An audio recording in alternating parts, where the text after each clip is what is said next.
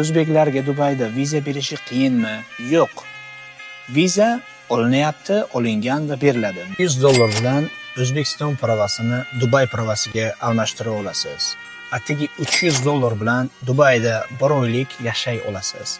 Atigi $200 bilan o'zingizni shaxsiy mashinangizga ishga borib turib, yoki atigi $100 bilan jamoat transporti bilan ishga bora olasiz. Dubayda ishga kirgandan keyin sizga 2 yillik bepul viza kompaniya tomonidan qilib beriladi. Siz va kompaniya o'rtasida kontrakt tuziladi. Kontrakt 2 yillik bo'ladi. Kontraktda sizni qancha oylikda ishga kirishingiz va qancha soat ishlashingiz, haftada necha kun dam olishingiz yozilgan bo'ladi. Bundan tashqari, Dubayga O'zbekiston fuqarolari uchun Dubayga kelish uchun viza kerak emas. Dubayga kelish uchun sizga hech qanaqa dokumentlar kerak emas. Bank shot kartasi kerak emas.